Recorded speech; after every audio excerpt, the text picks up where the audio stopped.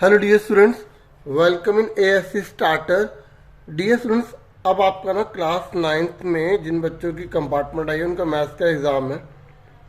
तो मैं आपको 4 वीडियो तो कंपार्टमेंट से रिलेटेड प्रोवाइड कर चुका हूँ, ठीक है। और पिछली बार जब पेपर था तो भी मैंने आपको बहुत सारी वीडियोस प्रोवाइड कर दी थी, ठीक है। तो इस वीडियो में मैं आपको रिवीजन करवा रहा हूँ, बाकी आपने भी अपनी तरफ से पूरी तैयारी कर ली होगी, ठीक है। जैसे अब आपसे अगर मैं पूछता हूँ और अब आप अपने आपको देखो आपको कितनी तैयारी है कि ये ट्रायंगल है ए बी सी, ठीक है। और ये इक्विलेटरल ट्रायंगल है। कौन सा ट्रायंगल है? इक्विलेटरल। अगर ये 4 है तो ये भी 4 होगा, ये भी 4 होगा। अगर मैं आपसे पूछूं कि इसका एरिया क्या होगा, इक्विलेटर को हिंदी में बोलते हैं समबाहु त्रिभुज, ठीक है।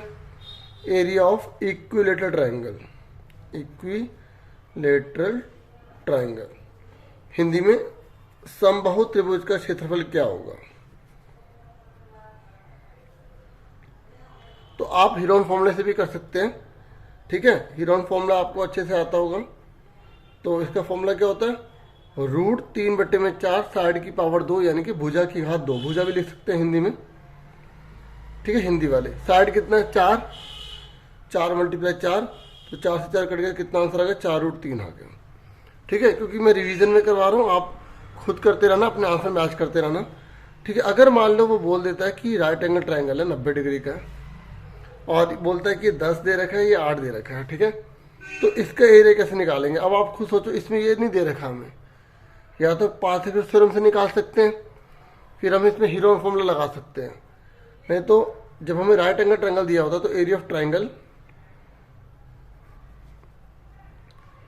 मतलब समकोण त्रिभुज है, ठीक है। समकोण त्रिभुज का क्षेत्रफल, समकोण त्रिभुज का क्षेत्रफल तो क्या होता है? 1/2 बेस इंटू हाइट। मतलब इन दोनों को मल्टीप्लाई करके आधा कर दो। हिंदी में 1/2 आधार गुणा ऊंचाई, ठीक है। मैं थोड़ा बहुत अगर नहीं लिख रहा तो बोल रहा हूँ, ठीक है, ताकि आपको पता लग सके। बेस कितना है इसका? 10। एच मतलब हाइट, मतलब ऊंचाई 8, ठीक है। तो ये 2 चौके 8, 2 4 10 ऊपर के ऊपर मल्टीप्लाई होती है, ऊपर नीचे काट सकते हैं। एक को 10 से करेंगे 10 से कम, तो 10 चौके 40, तो 40 सेंटीमीटर की पावर 2। अगर सेंटीमीटर में तो सेंटीमीटर, मीटर है तो मीटर लिख देंगे, ठीक है। अब मान लो इसने सिर्फ ट्रायंगल दिया हुआ है, जैसे ये 10 दे रखा है, ये 8 दे रखा है, 6 दे रखा है। इसने बोला इसका आंसर निकालिए, ठीक है। अब हमें ये तो दे नहीं रखा, ना तो ये इक्विलेटरल है ना ये, अब ये अलग है। तो हम इसमें एक बात सुनो, ये जो मैं करवाने जा रहा हूँ ये वाला फॉर्मूला आप तीनों में लगा सकते हैं, ठीक है। ये है हीरोन फॉर्मूला। तो हीरोन फॉर्मूले में जैसे मैंने इसका नाम दिया ए बी, इसका नाम सी, तो ए बी बराबर ए मान लिया कितना है? 8। बी सी बराबर बी कितना? 10। ए सी बराबर सी कितना है? 6। तो पहले एस निकाल दो। एस कैसे निकालते हैं? तीनों को जोड़ के आधा कर दो। 8 + 10 + 6/2। 10 8 18 18 19 20 24। 24 का आधा कितना होता है? 12, ठीक है। तो S - A, S - B, S - C, S कितना है? 12। देखो S मतलब होता है सेमी पैरामीटर, ठीक है। अर्ध परिमाप बोलते हैं, क्योंकि देखो ऐसा क्वेश्चन ना केस स्टडी में आ रहा था और बच्चे ना केस स्टडी देखते ही छोड़ देते हैं। आप ऐसा मत कीजिए, बहुत स्कोरिंग होता है, ठीक है।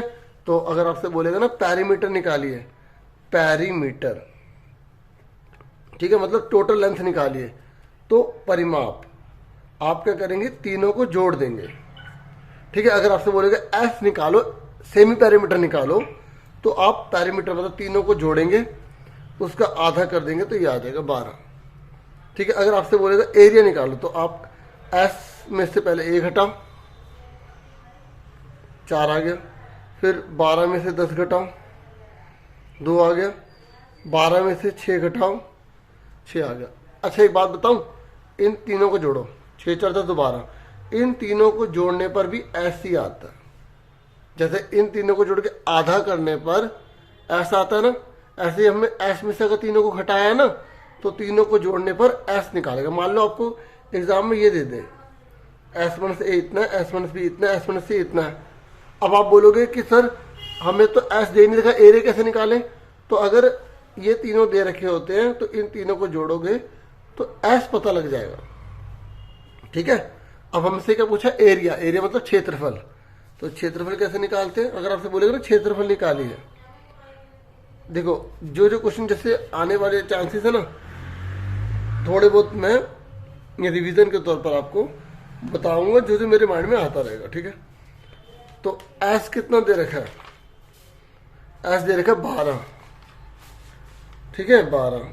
एस माइनस ए कितना दे रखा है? 4, ये 2 और ये 6, यहाँ लिख दो 4, 2 और 6। अब आप इसके टुकड़े कर दो। 12 ना, 12 के क्या होगा? 2 3 6 दूनी 12, 2 3 6 2 12, 4 का क्या होगा? 2 2 4, 2 का 2, 6 का क्या होगा? 2 3 6, 2 3 6। ठीक है, अब देखो ये 2 2 है, एक बाहर आ गया, इन दो में से एक दो बाहर आ गया, और इन दो में से एक दो बाहर आ गया, इन तीन में से मतलब ये 2 3 है, एक बाहर आ गया।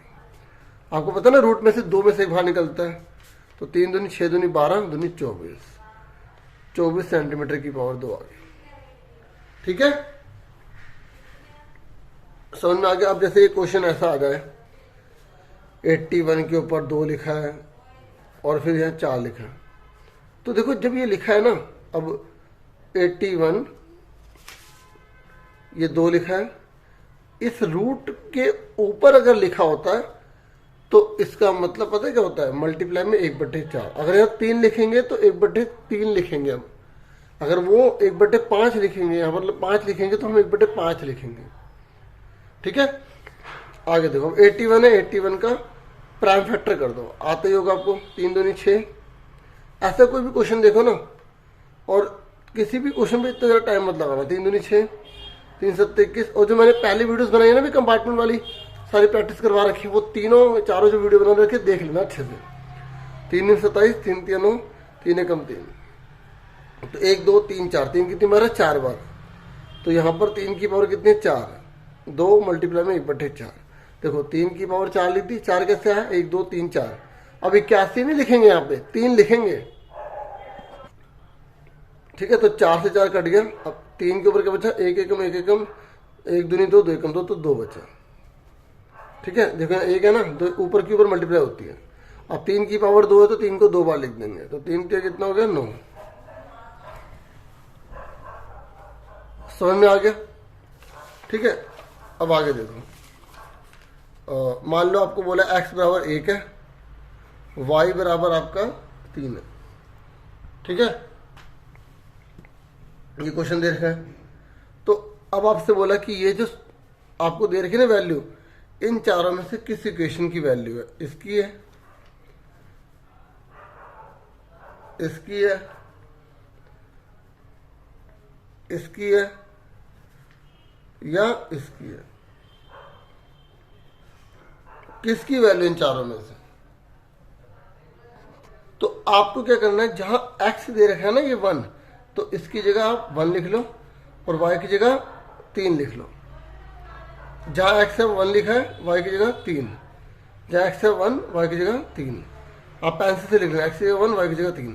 अब देखो किस में आंसर आ रहा है, यहाँ देखो 3 एकम 3, 3 में से 3 का 0, तो यहाँ तो 2 है, तो ये गलत हो गई। 3 एकम 3, ठीक है, और ये कितना है? 3 है। 3 एकम 3 और 3 कितना होगा? 6, तो यहाँ पर तो 3 है, ये भी गलत हो गया। यहाँ पे कितना? 3 एकम 3 और -3, तो 3 में से 3 का कितना? 0, तो ये आंसर आ गया। यहाँ चेक कर लो, 3 एकम 3 प्लस 3, 3 3 6 होते हैं, 5 लिखा, ये गलत हो गई। हमारा आंसर कितना आ गया? तीसरा। क्योंकि एक क्वेश्चन ऐसा आएगा जो पुटिंग करने वाला, वो कैसा भी दे सकता है वो एग्जामिनर आपको। ठीक है, जैसे मैं एक क्वेश्चन ले लेता हूँ, जैसे ये ले लिया x + 2 x - 2, ठीक है, और इसने बोल दिया कि x की वैल्यू 4 है, तो बताओ क्या आंसर आएगा? तो जहां x है ना वहां 4 लिख दो, तो 4 + 2 कितने हो गए? 4 - 2 कितने हो गए? 4 2 कितने हो गए? 6, 4 - 2 हो गए 2, तो 6 दूनी 12। ठीक है, चलो इसी क्वेश्चन को दूसरे तरीके से पूछ लेता हूँ। बच्चे ना क्वेश्चन याद नहीं रखते, देखो पूरा देखो यहाँ पे क्या लिखा था, 4 रखो यहाँ पे। अब इस क्वेश्चन में पूछ लिया कि डिग्री बताओ, डिग्री कितनी होगी। तो अगर डिग्री पूछ रहा है ना तो आपको पहले मल्टीप्लाई करनी पड़ेगी इसमें, x को इससे मल्टीप्लाई करनी पड़ेगी, फिर x को इससे मल्टीप्लाई करनी पड़ेगी। देखो मैं करके दिखाता हूँ। पहले x लिखा, ये पूरा सेम उतार दिया, प्लस का 2 लिखा। अब ना देखो आपके पास टाइम नहीं है तो मैं कर देता हूँ, x का स्क्वायर ये होगा 2x, 2 कैसे करो 2x, 2 दूनी 4, तो माइनस प्लस कट गया, x का स्क्वायर -4 बचा। और आपने फॉर्मूले पढ़ा होगा, एक बार प्लस का एक बार माइनस का होता है, पहले वाले सेम होते बाद वाले सेम होते तो फॉर्मूला लग जाता है, पहले वाले पे स्क्वायर दूसरे वाले पे स्क्वायर, x का स्क्वायर -4 आ गया। तो कितनी डिग्री आ रही है? 2। जो सबसे बड़ी होती है उसे डिग्री कहते हैं, तो 2 डिग्री आ गई। मैंने पहले की वीडियोस में बता रखा है। अगर मैं आपसे ये पूछूं इसकी डिग्री कितनी है तो 2। अगर मैं आपसे पूछूं इसकी डिग्री कितनी है 4, जो सबसे बड़ी होगी ना वेरिएबल के ऊपर जो होगा वही डिग्री मानी जाती है। ठीक है, समझ आ गया। अब बताओ, जैसे अगर खाली x प्लस वाई लिखा है तो ये क्या है? अगर 1 डिग्री है तो इसे बोलेंगे लीनियर, रैखिक बोलते हैं। ठीक है, अब एक कोफिशिएंट वाला भी देख लो। कोफिशिएंट मतलब गुणांक। मान लो ये रकम लिखी आ गई और उसने बोला एक्स स्क्वायर का कोफिशिएंट बताइए, कोफिशिएंट ऑफ एक्स स्क्वायर। तो एक्स स्क्वायर के साथ कौन है? 3। कौन है? जिसके साथ बोले तो उसी को देखना है। जैसे मान लो ये क्वेश्चन है और यहां बोल दिया, हिंदी में गुणांक बोलेंगे, ठीक है, कोफिशिएंट ऑफ एक्स बताइए। तो एक्स के साथ कौन है? माइनस, और आगे लगा देंगे इसके 1, तो -1 आ गया। अब मान लो ये x³ -4x स्क्वायर -7, तो यहां बोला है आपसे कोफिशिएंट ऑफ एक्स स्क्वायर, तो एक्स स्क्वायर के साथ कौन है? -4, तो -4 आ गया। जो मल्टीप्लाई में, ये इसके साथ वाला नहीं देखेंगे, ठीक है। अब जैसे मान लो ये दे रखा है, अब यहां पर आपसे पूछा गया कि कोफिशिएंट ऑफ एक्स क्या होगा, तो एक्स तो है ही नहीं है तो 0, क्योंकि ये 2 है, 3 है। ठीक है, कभी कभी सोल्व करने वाला भी दे देता है। ठीक है,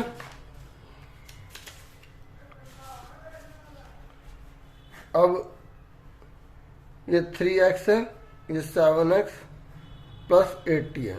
ठीक है, तो आपसे बोल रहा है x निकालो, तो एक लाइन का टोटल कितना होता है? तो इन दोनों का टोटल 180 के बराबर लिख देंगे। 7 और 3 कितने हो गए? 10x, तो प्लस का 80 जाके माइनस का हो जाएगा, और 180 में से 80 जाएंगे 100, फिर ये मल्टीप्लाई वाला डिवाइड हो जाता है। ठीक है, ये छोटी छोटी चीजें आपको याद रखनी है। अब जैसे मान लो क्वेश्चन है 4x प्लस वाई बराबर 10, इसके 4 सॉल्यूशन निकालिए, 4 हल निकालिए। कैसे निकालोगे 4 हल? तो 4x प्लस वाई बराबर 10 है ना ये, तो आपकी मर्जी, पहले x की जगह 0 रख लो, सबसे आसान तरीका है। अगर 4 सॉल्यूशन बोलेगा, 4 हल निकालने के लिए बोलेगा, तो x की जगह पहले 0 रख लो।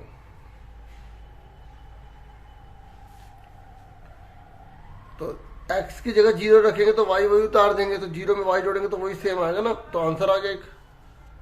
ठीक है, अब एक और रख लेते हैं। अब हम y की जगह 0 रख लेते हैं, तो y की जगह 0 रखेंगे तो 4x का 4x, y की जगह 0 इक्वल टू में कितना दे रखा है? 10 दे रखा है, तो बराबर में क्या देगा? 10। अब 10 में इसमें कुछ भी जोड़ोगे घटाओगे तो वही सेम उतर जाएगा। अब गुणा वाला मतलब मल्टीप्लाई वाला क्या हो जाता है? डिवाइड। तो इसको इतना छोड़ दो, नहीं काटना आता तो एक बार हमने x की जगह 0 रख दिया, एक बार हमने y की जगह 0 रख दिया। अब हम x की जगह रख देते हैं, कुछ भी रख दो, कुछ भी, 8 पॉइंट में आया, कुछ भी आए, इससे कोई लेना देना नहीं, कुछ भी रख दो, 100 रख दो, 50 रख दो, कुछ भी रख दो। x की जगह क्या रखा मैंने?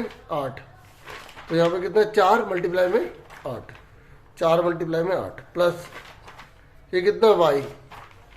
y का y आ गया इक्वल टू में 10, तो 4 8 कितना हो गया? 32। प्लस का 32 जाके क्या हो गया माइनस का, तो 10 में से 32 कितने बचे, माइनस का 22 बचे। देखो प्लस वाला जाके माइनस हो जाता है, माइनस की रकम बढ़ी तो माइनस का साइन आएगा। अब आप y की जगह 6 रख लो, कुछ भी रखो, तो देखो 4x की जगह 4x रहेगा, क्योंकि हमने y की जगह रख रहे हैं ना, या लिखना पड़ेगा लेट देन हर जगह, लेट फिर देन, ठीक है, लेट फिर देन, सुन रहे हो ना, माना तब, ठीक है। 4x y की जगह क्या आ गया, क्योंकि मैं इस समय आपका एग्जाम है ना, तो थोड़ा सा वैसे इसी के हिसाब से, जैसे अब एक एक चीज़ को खींचूंगा तो आप समझ जाओ, बहुत टाइम लग जाएगा ना, तो जो मेन है वो बता रहा हूँ। 6 आ गया, 10 में 6 के कितने बचे, 4, ठीक है ना। देखो y की जगह बोला तो y की जगह रख रहे, x की जगह नहीं रख रहे, तो गुणा वाला 4 जाके भाग हो जाएगा, तो कितना आ गया, 1 आ गया। अब उसके बाद बॉक्स बना लो, ठीक है, बॉक्स बना लो, या x लिख लो, y रख लो। तो पहले x की जगह क्या लिखा था हमने, 0, तो y कितना निकला था, 10, तो x की जगह 0, y की जगह 10। फिर हमने क्या रखा था, y की जगह 0, x 10/4, y की जगह 0 रखा था, तो 10/4 आया था x। फिर हमने x बराबर 8 रखा था, y बराबर -22, x बराबर 8 रखा था, y बराबर -22, x बराबर 1 है, y बराबर 6 है, x बराबर 1 है। देखो x के सामने x वाला लिखना, y के सामने y वाला लिखना, बस 4 सॉल्यूशन निकाल लिया, डब्बा देखते टीचर पूरा नंबर दे देगा, ठीक है। अब देखो ये तो आपको अच्छे से पता है ना, ये मैं बहुत बार बता चुका हूँ, ये x एक्सिस होता है, ये y एक्सिस होता है, ये x अक्ष होता है, ये y अक्ष होता है, ठीक है। इधर प्लस होते हैं, इधर प्लस होते हैं, पहले x लिखते हैं फिर y लिखते हैं, तो x और y प्लस के होते हैं। एग्जाम में बोलेगा दोनों प्लस के हैं, तो कौन से क्वाड्रेंट में है, फर्स्ट वाले में। अब देखो ये लाइन x की माइनस की होती है नहीं होती, तो माइनस का x होगा, ये प्लस का होता है। आप खुद सोचो, यहीं से देख लो ना, y प्लस का है तो माइनस प्लस हो गया, और यहाँ पर देखो दोनों माइनस के हैं, दोनों माइनस के हैं, और यहाँ पर 1 2 3 4, यहाँ पे x प्लस का y माइनस का है, ठीक है। तो ये फर्स्ट होता है, ये सेकंड होता है, ये थर्ड होता है, और ये फोर्थ होता है, ठीक है। तो 4 क्वाड्रेंट हो गए ना, कितने क्वाड्रेंट हो गए, 4 हो गए।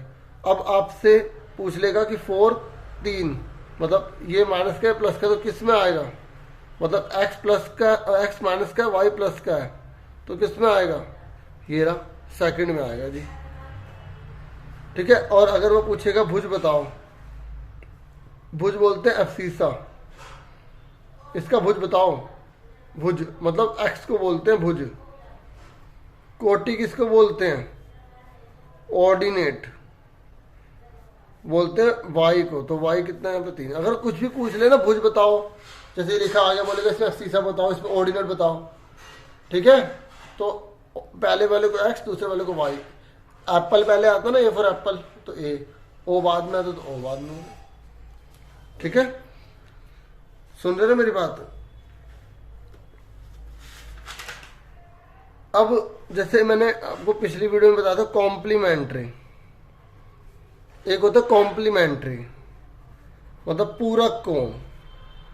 पूरक कोण का मतलब होता है जिसका टोटल 90 डिग्री होता है। क्या होता है, 90। मान लो आपको एक एंगल दे रखा है क्वेश्चन में 40 है, तो आंसर में क्या आएगा, अगर एक 40 है, दूसरा कितने होगा, 90 में से घटा देंगे, तो ये होता है कॉम्प्लीमेंट्री।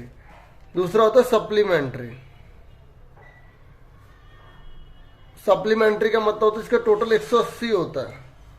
अगर आपको क्वेश्चन में दे रखा है कि एक 100 का है, तो दूसरा कितने का होगा, तो 180 में से घटाओगे, ठीक है। अब एक और होता है तीसरा, संपूरक, समझ में आ गया।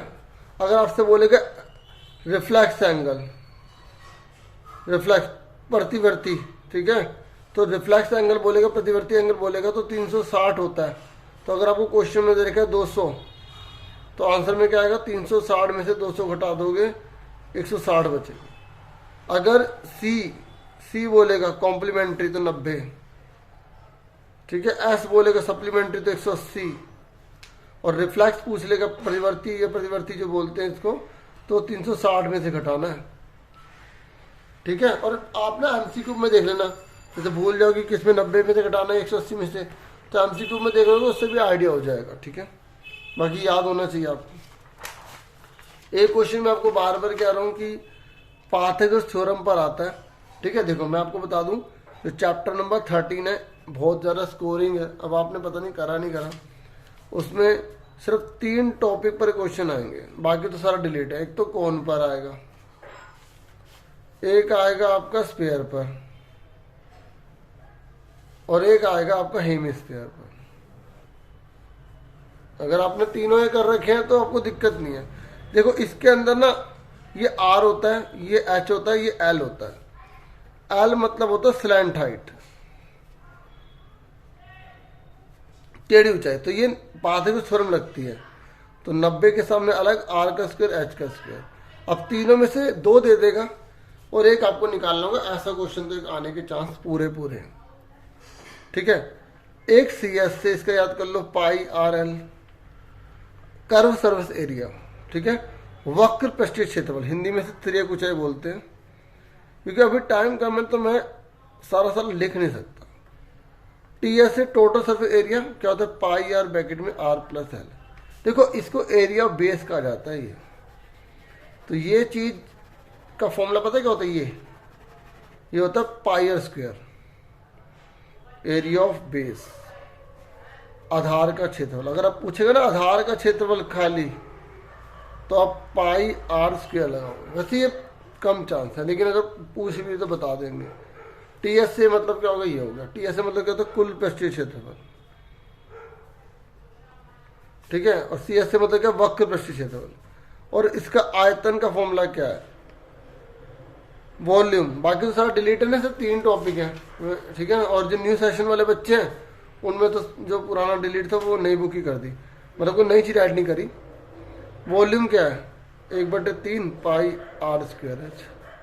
और इसका फॉर्मूला क्या बताओ, इसका सी एस से क्या होता है, इसका कर्व सरफेस एरिया क्या होता है, 4 पाई आर स्क्वायर। और टोटल सरफेस एरिया क्या होता है, 4 पाई आर स्क्वायर। ये 2 है। और वॉल्यूम क्या होता है, आयतन क्या होता है, क्या होता है इसका आयतन, 4/3 पाई आर क्यूब। देखो इसमें ना स्क्वायर है, इसके वॉल्यूम में स्क्वायर है, यहाँ पर इसके वॉल्यूम में 3 है। देखो 2 और 1 3 होगा ना, इससे 3 होते हैं। यहाँ पहले से एक ही है वेरिएबल, तो 3 ही है वॉल्यूम में। ठीक है, समझ में आ गया। अगर मैं 3 करूँ तो 4 नहीं बन जाएंगे, इसलिए ये 2 होता है, इसमें 3 होता है यार। अब इसका देखो, सी एस से कर्व सरफेस एरिया, वक्र पृष्ठीय क्षेत्रफल क्या होता है इसका, 2 पाई आर स्क्वायर होता है। टोटल सरफेस एरिया मतलब ऊपर से बंद कर दिया, नीचे का तो 2 पाई आर स्क्वायर होता है, ऊपर का क्या होता है, पाई आर स्क्वायर। तो कितने हो गए, 3 पाई आर स्क्वायर हो गए। वॉल्यूम का फॉर्मूला क्या होता है इसका, वॉल्यूम का इसका फॉर्मूला होता है 2/3 पाई आर क्यूब। अब देख लो इधर, यहाँ 4 है, 4 का तो 2 है। यहाँ 4/3 है, 4 का तो 2 है। लेकिन यहाँ 4 है, यहाँ 4 का तो 2 नहीं है, क्योंकि ये टी एस से है ना। टी एस में ऊपर ये बंद करना पड़ेगा, इसलिए इसमें देखो 4 है, दोनों सेम है, इसमें सेम नहीं है। इसलिए एग्जाम में पूछ रहे थे कि कटोरा, कटोरे में हमने दूध डाला हुआ है, तो बताओ उसका एरिया कितना होता है, सी एस से निकालना है। ठीक है, कटोरे का। अगर वो बोले दूध का आयतन क्या होगा तो ये लगाना है। अगर वो बोलना पूरा बंद करना तो ये लगाना है। और अगर बोला कि 100 कटोरे, पहले 1 का निकाल के 100 से मल्टीप्लाई कर लो। ठीक है, ये आंसर देगा तो क्वेश्चन बना देगा। ठीक है, जैसे ये क्वेश्चन बहुत बार आया हुआ है, मैंने पिछली वीडियो में भी करवाया था। सी एस से ऑफ स्पेयर हमें 154 सेंटीमीटर स्क्वायर दे रखा है। गोले का पृष्ठीय क्षेत्रफल 154 दे रखा। अब आंसर सामने लिखेंगे, फॉर्मूला नीचे लिखेंगे। जब आंसर दिया होता है ना एरिया का, तो सामने लिखा करो और फॉर्मूला नीचे लिखा करो। 4 22/7 आर निकालने के लिए बोल रहा है, मान लो रेडियस निकालने के लिए बोल रहा है, त्रिज्या निकालने के लिए बोल रहा है। तो आप क्या करोगे, ये 4 है, नीचे चला जाएगा, ऊपर वाला नीचे, 22/7 तो 7/22। ठीक है, तो काटो, 22 सत्ते कितना होता है, 154। तो इसको 2 बार लिख लो, 4 को 2 दूनी 4। इसके रूट बन गया, 2 7 में से 1 7 बाहर आ गया, 2 में से 2 बाहर आ गया, ये आ गया। अगर आपसे पूछेगा वॉल्यूम निकालो, इसी में ही, इसी क्वेश्चन में आयतन निकालो, आयतन केस स्टडी में दे देगा। तो हम ना कंफ्यूज हो जाते हैं कि क्या करें। आराम से पेशेंस से करो। ये फॉर्मूले देखो मैंने तुम्हें लिख के दे दिए, ठीक है, इनको अच्छे से ना एक बार रिवाइज कर लो। ये कितने फॉर्मूले, छोटे से तो फॉर्मूले हैं।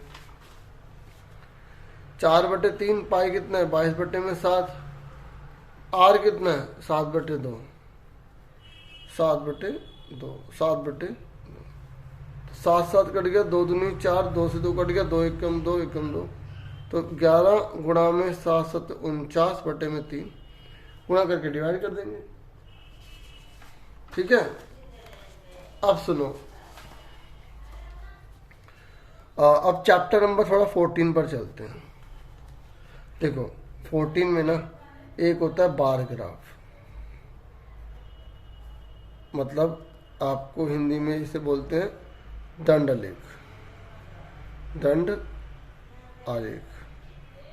तो इसकी खास बात क्या होती है, इससे ये अलग अलग होता है। ठीक है, ओके। फिर एक होता है हमारा हिस्टोग्राम। हिस्टोग्राम, हिस्टोग्राम का मतलब क्या होता है, आयत। इसमें क्या होता है, ये चिपका हुआ होता है। ठीक है, हिस्टोग्राम। अच्छा, हमें कैसे पता चलेगा हिस्टोग्राम बनना, क्वेश्चन बोलेगा इंटरवल दिया होता है 0 से 20, 20 से 40, 40 से 60। अगर सेम नहीं है तो 98 का 98 जोड़ना पड़ेगा। और ये कैसे दिया होता है, ए बी सी, 80 है, 180 है, 200 है, इस तरीके से। अब ये केस स्टडी में ना आने के चांस के ज़्यादा होते हैं। ठीक है, तो अगर केस स्टडी में आएगा तो फिर आपको केस स्टडी के हिसाब से करना होगा। ठीक है, सुन रहे हैं। और हिस्टोग्राम ही हो गया। ठीक है, और फ्रीक्वेंसी पॉलीगन कौन सा होता है, फ्रीक्वेंसी पॉलीगन।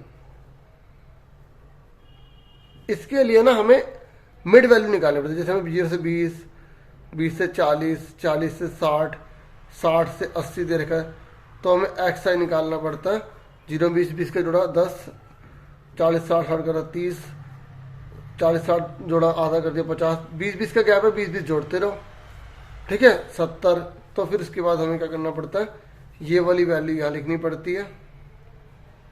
फिर इसके जो भी यहाँ पे रकम दी होगी ना, एफ आई दिया होगा, उसके हिसाब से ऐसे बनता है। जैसे ये क्वेश्चन है आपका, ये आपने पेपर दिया होगा ना मॉर्निंग शिफ्ट वालों का, इवनिंग वाले भी देख लें। ठीक है, ये देखो जैसे क्वेश्चन दे रखा है, तो इसमें बोला क्या है, फ्रीक्वेंसी पॉलीगन बनाना है।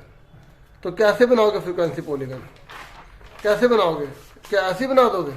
पहले आपको इसको लिखना पड़ेगा 25 से 29, 29 से 33, क्योंकि फ्रीक्वेंसी पॉलीगन बोल रहे ना खाली, तो हमें मिड वैल्यू निकालनी पड़ेगी। 33 से 37, 37 से 41, ठीक है, 41 से 45, 45 से 49। ठीक है, तो इसमें एक्स आई निकालना पड़ेगा, इसे मिड वैल्यू बोलते हैं। कैसे निकालते हैं, दोनों को जोड़ के आधा कर देते हैं। 25 और 29 को जोड़ो, 9 5 14, ऊपर हिसाब से 54, 54 का आधा कितना, तो 27, ये आ गया 27। ठीक है, अब इन दोनों को जोड़ो, 29 33, 9 3 12, ऊपर 3 2 5 6 62, 62 का आधा कितना, तो 31। कितने कितने बढ़ रहे हैं, 4 4, 31 27 28 29 30, 31 4 4, 4 4 जोड़ते रहो। या इनके बीच की वैल्यू लिख दो, 33 से 37 के बीच में 35 होता है ना, 35 लिख दो। इन दोनों के बीच में 31 होता है, इन दोनों के बीच में। देखो बहुत सारे तरीके से निकालने के, पहले 2 निकाल दो, जोड़ के आधा कर दो, जोड़ के आधा कर दो। देखो जोड़ के आधा करने को क्लास मार्क बोलते हैं। कभी कभी खाली इतना पूछ लेते हैं, जैसे क्वेश्चन है 25 से 29, बोलेगा क्लास मार्क निकालो। ये जो मैं एक्स आई निकाल रहा हूँ ना, ये जो एक्स आई निकालो, इसे बोलते हैं क्लास मार्क।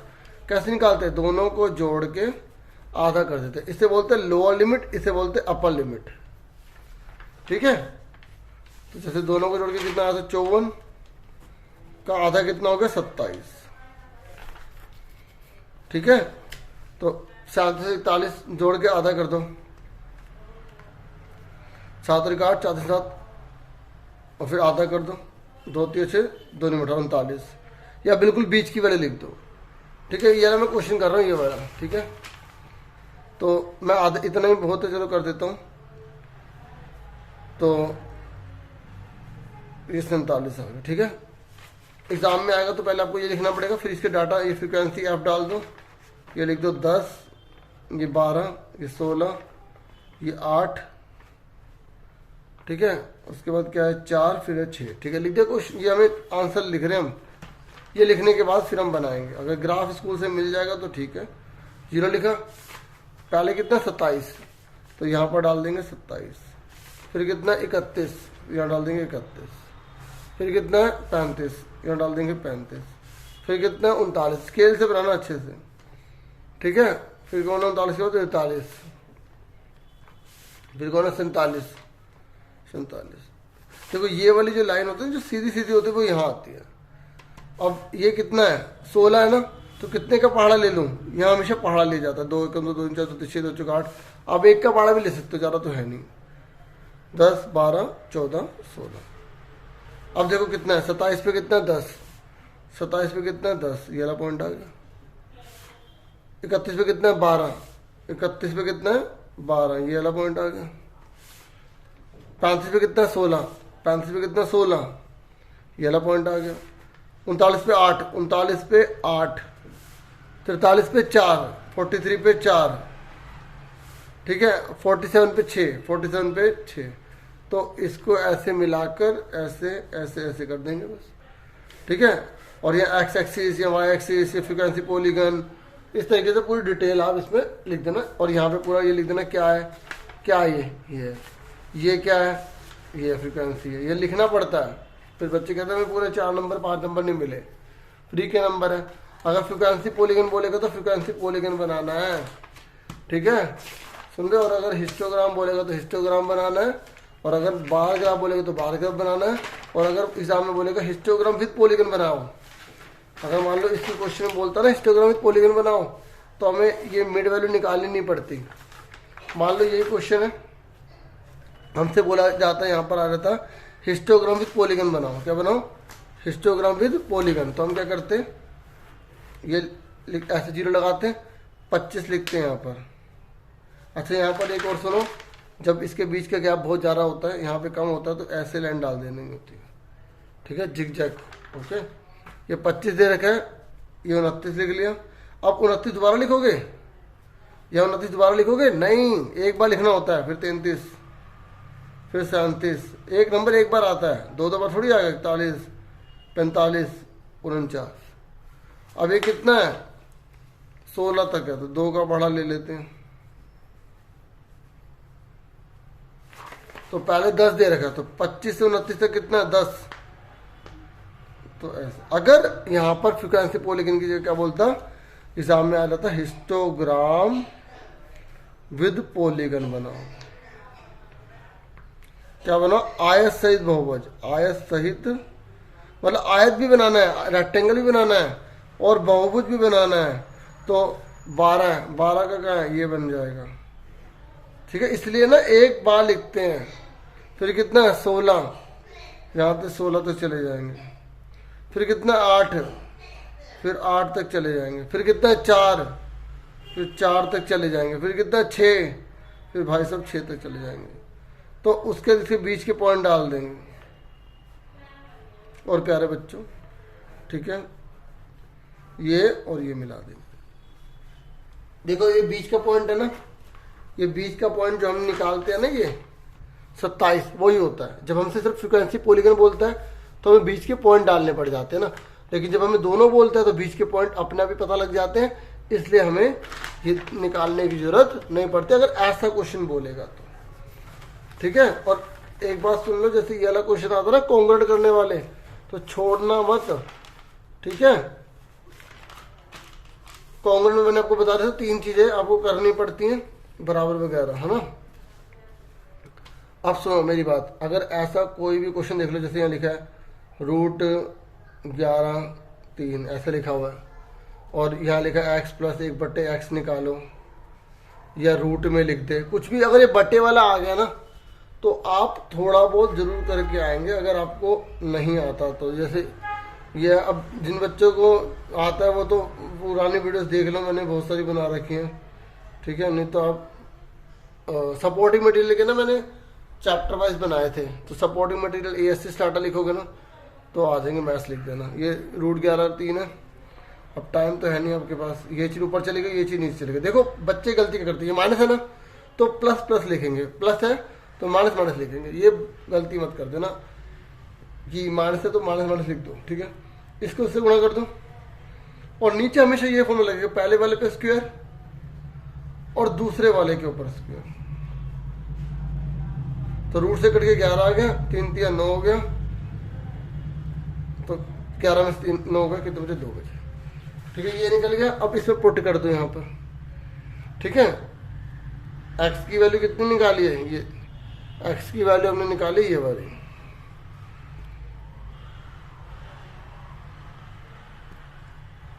ठीक है, क्योंकि हमने इसका क्या कहते हैं, रेशनलाइज कर दिया। और 1/x की वैल्यू इसका उल्टा कर दो। तो इस तरीके से अगर आप करना चाहे कर लेना, बाकी मैंने थोड़ा सा बेस बताने की आपको यहाँ पर कोशिश की है, ठीक है।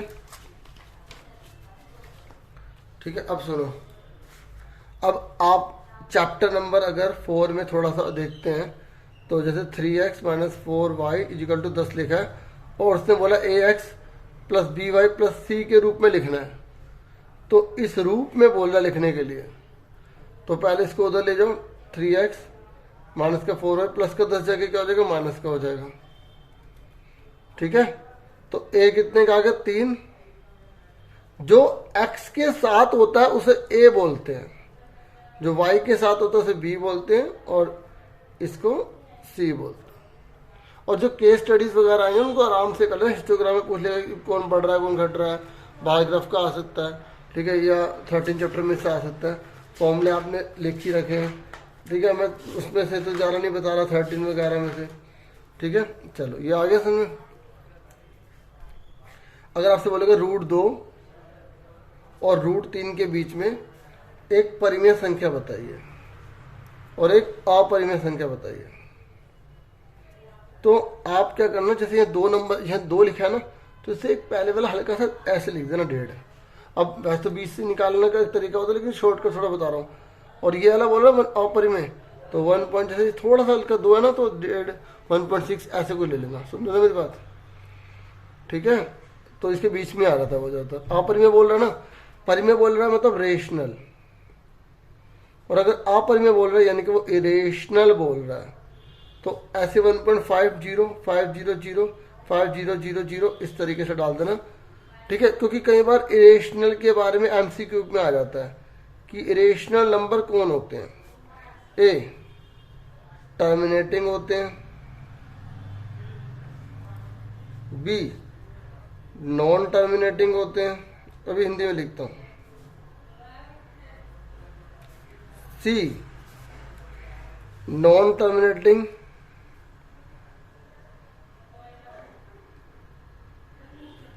एंड नॉन रिकरिंग होते हैं, टी नन, कोई भी नहीं होते। वो बोल रहे हैं कि जो अपरिमेय संख्या होती है ना, अपरिमेय, वो क्या होती है इनमें से, शांत होती है, अशांत होती है, अशांत और अनावृत्ति दोनों होती है, या कोई नहीं, कोई नहीं। तो आपको याद रखना है डियर कि इसका आंसर यही होता है कि वो नॉन टर्मिनेटिंग और नॉन रिकरिंग होते हैं, इरेशनल नंबर जो होते हैं। जबकि रेशनल क्या होता है, टर्मिनेटिंग भी होते हैं, नॉन टर्मिनेटिंग भी होते हैं, लेकिन नॉन टर्मिनेटिंग रिकरिंग होते हैं, वो रिकरिंग होते हैं, नॉन नहीं होते। रेशियो मतलब परिमेय संख्या, ठीक है। अब जैसे आपसे बोलेगा, सिंपल दे सकता है इस बार कि इन दोनों के बीच में 4 नंबर निकालो, तो कैसे निकालोगे, ठीक है। रेशनल नंबर बोलो 4, तो 5 है ना, इसको ऊपर नीचे गुणा कर लो। ऐसे 4 दे रखे, इसको ऊपर नीचे गुणा कर लो, तो 5 तिया 15, 4 पंजे 20, 4 एकम 4, 4 पंजे 20। अब इसके बीच में नंबर देख लो, पहले से ही है, 4 और 15 के बीच में कौन है, 5/20 है, 6/20 है, 7/20 है, 8/20 है, 9/20 है, ठीक है, इस तरीके से। अब जैसे 0.783 को बोल रहा है P/Q के रूप में लिखो, तो x को पहले इसके बराबर मान लो। अब ये जिनको आता ना वही करना, नहीं तो छोड़ देना, स्किप कर देना भी। तो अगर 2 पर बाहर है ना, तो दोनों ओर 200 से गुणा करेंगे, दोनों ओर 100 से गुणा करने पर, मल्टीप्लाई बाय 100 बोथ साइड, ठीक है, इंग्लिश में बोल दिया मैंने। तो 100 से मल्टीप्लाई करेंगे तो 83.83। मैंने ना बहुत सारी वीडियो बना रखी है, इसकी शॉर्टकट वीडियो बना रखी है, आप शॉर्ट वीडियो ए स्टेप लिखें तब भी आ जाएगी, लेकिन अभी टाइम नहीं है ना। तो 100x अब इसमें से घटा देंगे, इस वाले में से इसको घटा देंगे, इस वाले में से इसको घटा देंगे। अब मैं ना इस पर ज़्यादा टाइम नहीं दे रहा, क्योंकि ये जिन बच्चों ने प्रैक्टिस की होगी ना वही कर पाएंगे। 100 में से 1 गया 99, 83 में से 0 गया 83 और इसमें से घटा 0, तो 83 अपॉन में 99, ठीक है। ठीक है, अब देखो 5वें चैप्टर में एक पॉइंट से कितनी लाइन खींच सकते हैं हम? बहुत सारे खींच सकते हैं। 2 पॉइंट से कितनी लाइन खींच सकते हैं? एक खींच सकते हैं, ट्रू फॉल्स में दे सकता है। जो पैरेलल लाइन होती है ना, मतलब समांतर रेखाएं एक दूसरे को कभी नहीं काटती। पटरी की जो पटरी होती है ट्रेन की, वो कभी एक दूसरे को काटते नहीं ना। परपेंडिकुलर किसे कहते हैं? जो 90 डिग्री की होती है, ठीक है। ये पैरेलल होते हैं, पैरेलल समांतर, जो एक दूसरे को कभी ही नहीं काटते, ठीक है। अब है तो बच्चों बहुत कुछ, ठीक है। तो मुझे पूरी उम्मीद आपने चैप्टर 12 अच्छे से कर लिया होगा। रेशियो में जैसे वो दिया होता है उसको किस तरीके से हम एक्स वगैरह के मान लेते हैं। चैप्टर 14 अगर आपने कर लिया है, चैप्टर 3 आपने कर लिया है कि देखो ये राइट हैंड साइड होता है, ये लेफ्ट हैंड साइड होता है, ये अपवर्ड होता है, ये बिलो होता है, अबव बिलो, ठीक है। शीशे में शक्ल देखते हैं, एक्स एक्सिस का क्या मतलब होता है, x, 0, है ना। तो आपने कर लिया होगा, ठीक है। बाकी 8 चैप्टर 9 जो 10 चैप्टर है उसका थोड़ा सा मैं बता देता हूँ। देखो ये आपको अच्छे से पता होना चाहिए। अगर ये 70 का दे रखा तो कितने का होगा? 35 का होगा, ठीक है। अब देखो, अब क्वेश्चन तो इसका है, वो आ सकते हैं, बुक की आपने प्रैक्टिस करी होगी। 10.8 का जो है 8वां होगा क्वेश्चन। अगर ये 80 नंबर का तो कितने, 80 डिग्री का तो कितने का होगा? ये 100 डिग्री का। ये 80 का तो 100 का होगा, क्योंकि इन आमने सामने का टोटल 180 डिग्री होता है, ठीक है। और अगर सेंटर से जा रही है तो ये 90 डिग्री का होता है। ऐसे कोई और क्वेश्चन आ जाए ऐसे बना के दे देगा तो आपको थोड़ा सा दिमाग लगाना, आराम से कर लोगे, ठीक है। जैसे ये हम एक क्वेश्चन ले लेते हैं, बुक का ही है। मान लो ये दे रखा है आपको 70 का, ये आपको दे रखा है 30 का, आपसे ये पूछ रहा है। तो एक ट्राइंगल का टोटल कितना होता है? 180। ये 70 का, 30 का, तो कितने का बचा? 80 का बचा। ये 80 का तो 80 का होगा, क्योंकि अगर ये, मैं ये नहीं कह रहा 90 डिग्री वाला है, वो नहीं, ये पॉइंट है, ये पॉइंट है, कहीं पर अगर इस पॉइंट से हमने इसको मिला दिया तो यहाँ पर हम कितने मर्जी एंगल बना लें तो ये सब बराबर रहते हैं। अब ये नई चीज़ हो जाएगी अगर जिन बच्चों ने नहीं कर रखना। अच्छा, ये बताओ सबसे लंबी कोड को क्या बोलते हैं? लॉन्गेस्ट कोड क्या होती है? तो 10.1 के जो फिल इन द ब्लैंक्स है वो सारे कर लेना। बताओ लॉन्गेस्ट कोड का क्या नाम होता है? सबसे लंबी जीवा का क्या नाम होता है? सबसे लंबी जीवा को क्या बोलते हैं? डायमीटर बोलते हैं। क्या बोलते हैं? डायमीटर, मतलब हिंदी में व्यास बोलते हैं, ठीक है। अब जैसे ये क्वेश्चन है, हमने पहले भी कर रखा है, a + b √7। आप और भी तैयारी करना, ठीक है। ये दे रखा है तो कैसे करोगे इसको? मैंने क्या कहा था, जब भी ऐसा रूट वाला क्वेश्चन आ जाए तो आपको क्या करना, नीचे वाले को ऊपर लेकर जाना है, ठीक है। नीचे वाले को ऊपर लेकर जाना, ये वाला सेम उतार देना। देखो माइनस वाला प्लस हो गया, प्लस वाला नीचे उतर गया, अब ये दोनों सेम है, ये वाला तो बराबर में सेम उतारते रहेंगे, ये दोनों सेम है। तो 3 + √7 के ऊपर लग गया power 2। a - b, a + b का फॉर्मूला क्या होता है? a का स्क्वायर - b का स्क्वायर।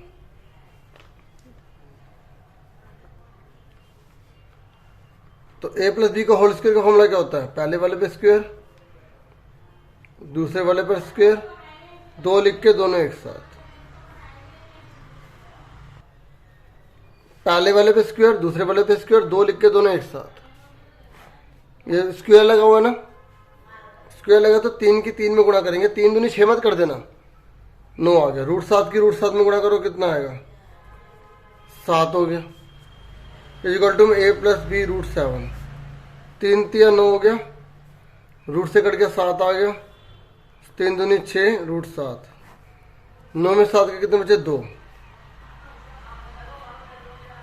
9 7 कितने हो गए 16, 6 रूट 7 बटे में 2 equal to a plus B root 7। ठीक है, समझ में आया कैसे करा है? ऊपर वाला 3 हो गए, जबकि नीचे वाला एक बार माइनस के एक बार प्लस का है, तो इस तरीके से हो गया। तो यहाँ पर मैंने फॉर्मूला कौन सा लगाया, क्योंकि बच्चे जानना चाहते होंगे कि फॉर्मूला कौन सा लगा। देखो पहले वाला सेम है, बाद वाला सेम है, तो a प्लस बी के ऊपर होल स्क्वायर वाला फॉर्मूला लग गया, a पर स्क्वायर b पर स्क्वायर प्लस 2ab, जब 2 तो 3 बन जाते हैं, और a minus B a plus B, a का स्क्वायर b का स्क्वायर हो जाता है। ठीक है, ये वाला फॉर्मूला लगाया बच्चों ने। तो अब क्या करेंगे, 2 को अलग अलग लिख देंगे ऐसे, a plus B plus root 7। तो 2 अट्ठे कितना हो गया 16, 2 तिया 6,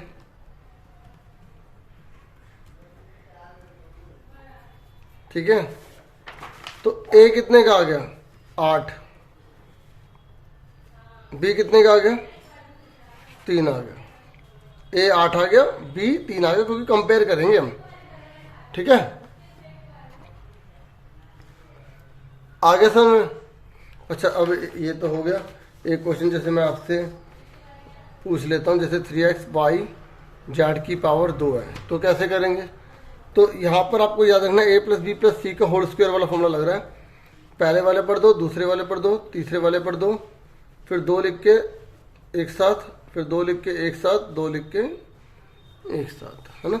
तो देखो ये फॉर्मूला, मतलब पहले में क्या लिखना, 3x के ऊपर 2, फिर y के ऊपर 2, फिर z के ऊपर 2, फिर 2 लिख के दोनों एक साथ, फिर 2 लिख के दोनों एक साथ, फिर 2 लिख के ये दोनों एक साथ। देखो पहले 2 लिखा, ये दोनों एक साथ, फिर 2 लिखा, ये दोनों एक साथ, फिर 2 लिखा, ये दोनों एक साथ। बहुत ही आसान है। ठीक है, तो 3 की पावर 2 कितना होगा, 3 तिया 9 एक्स स्क्वायर, वाई की 2 का वाई की 2 आ जाएगा, ये जेड की 2 हो जाएगा, 3 दूनी 6 एक्स वाई, ये होगा 2 वाई जेड, 2 तिया 6 एक्स जेड, ये आ गया। इसको गुणा कर दिया, इसको गुणा कर दिया, इसको गुणा कर दिया। ठीक है, अब देखो आने को तो बहुत कुछ आ सकता है डियर। अब आपने और भी चैप्टर अच्छे से कर लिए होंगे, मुझे पूरी उम्मीद है। ठीक है, जैसे ये क्वेश्चन है, यहाँ बोला गया हिस्टोग्राम बनाना है, तो बना लोगे ना हिस्टोग्राम। ठीक है, और में था ये पॉलीगन था, और ऊपर वाले में हिस्टोग्राम बोला है, हिस्टोग्राम बना लोगे ना। ठीक है, आप और भी तैयारी अच्छे से कर लेना।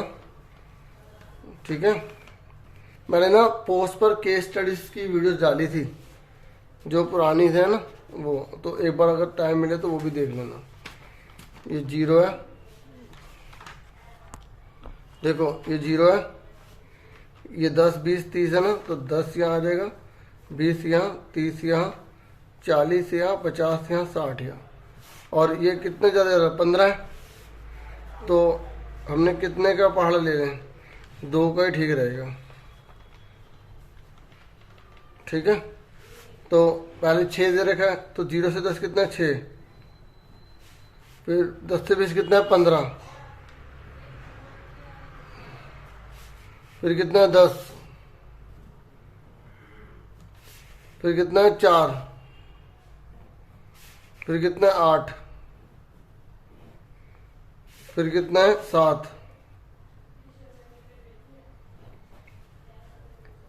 ठीक है, ये हिस्टोग्राम आ गया। और पूरी डिटेल लिखना है, जैसे यहाँ अंक लिखा है ना, तो यहाँ पे मार्क्स लिख देना, ये लिखा है विद्यार्थी संख्या, यहाँ पे विद्यार्थियों की संख्या, यहाँ पे ऐसा डिजाइन बना देना। अच्छा सा बनाना, सिर्फ आपको आइडिया दे रहा हूँ। यहाँ पे एक्स एक्सिस, यहाँ वाई एक्सिस, और एक बॉक्स में आपने कितनी यूनिट ली है, एक बॉक्स में कितनी यूनिट लिया, जैसे 2 का लिया था 2 यूनिट लिख देना, 2 यूनिट लिया है। ठीक है, इस तरीके से। अब एक क्वेश्चन और देख लो, उसके बाद फिर मैं क्लास ओवर कर दूंगा। ठीक है, आपको देखा P X equal to 3x square minus 4x plus K, और यहाँ पर लिखा हुआ है x माइनस 1। तो ये कह रहा है k की वैल्यू निकालो। अब बच्चे करे तो करे, कैसे करें, तो ये वाली जो वैल्यू ना x माइनस 1, इसको 0 के बराबर ले लो, तो माइनस का 1 हो गया। तो आपको पुट कर देना है, जहाँ x है ना वो 1 पुट कर दो, क्योंकि इसका फैक्टर क्वेश्चन में पूरा दे रखा होगा। देख लो, अगर माइनस का 1 है तो प्लस का 1 हो जाएगा, तो 1 पुट कर दिया। 3 1 मल्टीप्लाई 1 4 मल्टीप्लाई 1 के यहाँ पे 0 ले लेंगे, तो 3 1 जा 3 हो गया, 4 1 जा 4 के, 4 में 3 के माइनस का 1 प्लस के, तो माइनस का 1 जाके क्या हो जाएगा, प्लस का हो जाएगा। माइनस का 1 जाके प्लस का हो जाएगा ना, इधर लिखो उधर लिखो, बात एक ही है। तो अगर ऐसे पुट करने वाला क्वेश्चन है तो छोड़ के मत आना, ठीक है। अब आप सबको मेरी तरफ से बहुत बहुत ऑल द बेस्ट। अगर जिसने 10.8 थ्योरम दे रखी है, 10.1 10.2, तो एक बार देख लेना। एक चीज और ध्यान में आ गया तो वो भी मैं आपको बता दूं। देखो, एक मिड पॉइंट थ्योरम होती है, अगर ये 10 का होता है ना तो ये 5 का होता है, इसका आधा होता है, ठीक है। अगर जैसे एग्जाम में लिख दे कि ये 4 है तो कितना होगा, 8। ऐसा अगर कोई क्वेश्चन आ जाए कर लेना। और अगर आपको कहीं जैसे लग रहा ना रेडियस सीधे रखिए ऐसे 90 डिग्री, तो 5 थ्योरम लगा के वहाँ आ जाना, ठीक है। और अगर बाकी आपने फॉर्मूले वगैरह पढ़े होंगे, आपकी तैयारी में उम्मीद करूँगा अच्छे से हो गई होगी, ठीक है। जैसे हम बोला ऐसे 3 सोल्यूशन निकालो, तो निकाल लोगे ना 3 सोल्यूशन। पहले x को 0 मान लो, फिर y को 0 मान लो, फिर x के 10 12 कुछ भी लिख दो। अब जैसे यहाँ बोला गया, ये देखो ये क्वेश्चन है ना, यहाँ बोला गया कि 2 साइड, ये 18 ये 10 है, और कह रहा है पैरामीटर 42 है। अब कई बच्चे गलती करते हैं, जो 42 है ना यहाँ लिख देते हैं 42। अरे नहीं, इससे बोले पैरीमीटर 42 है, मतलब तीनों का टोटल 42 है। तो दोनों का टोटल कितना है, जैसे 3 बच्चे हैं, 1 2 3, तीनों को मिला के 42 रुपीज़ दिए हैं। पहले को 18, दूसरे को 10 दिए, तो तीसरे को कितने मिले होंगे, तो 42 में से 28 घटाएंगे ना, बाद में हट गए 4 14, तो तीसरे को 14 मिले होंगे। तो ए कितने का आ गया, 18, बी कितने का आ गया 10, सी कितने का आ गया 14। तो एस कैसे निकालेंगे, तीनों को जोड़ के आधा कर देंगे, फिर S minus A, S minus B, S minus C, फिर एरिया निकाल देंगे, ठीक है ना। कर लोगे ना।